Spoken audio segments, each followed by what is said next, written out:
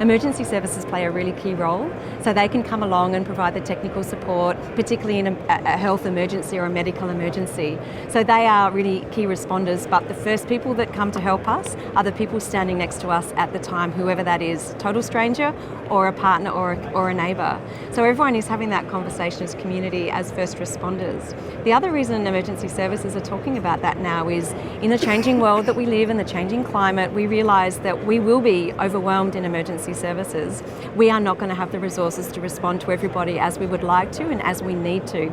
So we really are relying more and more on individuals and people and members of the public to help us out and respond and to be there.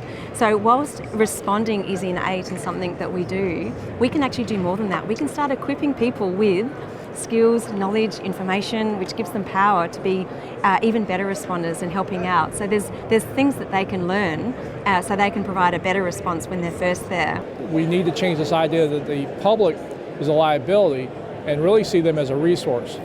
Just getting people to check on their neighbors in an emergency will save more lives than adding more fire trucks.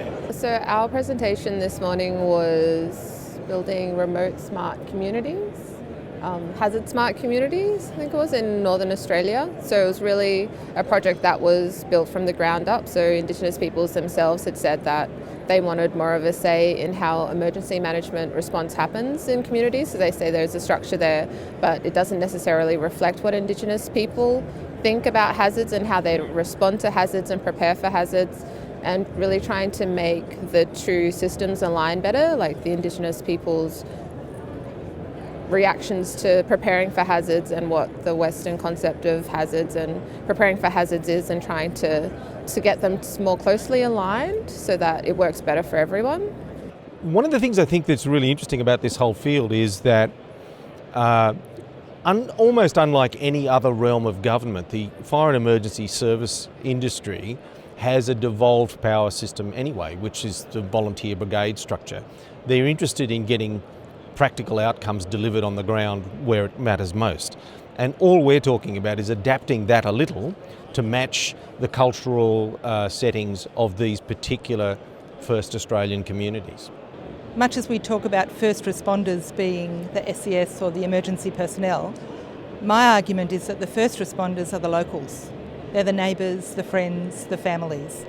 And it's their experience that we need to listen to if we are to work out how to build resilience across Australia. It's the people on the ground. So that's my mission, and that's why Phil's here, because his community made a huge difference on the ground to the local Cardwell community before anyone else did anything. So we're as local as you can get, I suppose, and we just felt obligated that we had to react and respond to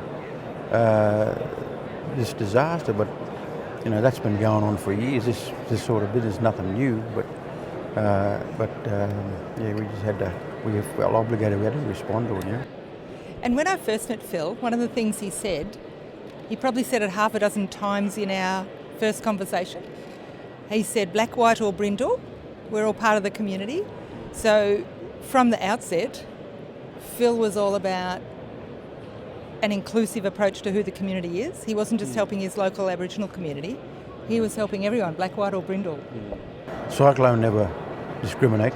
No. It doesn't care whether you're black or white or brindle. So, you know, we've all got to pull together to make sure that we get back on our feet, I suppose. So, yeah.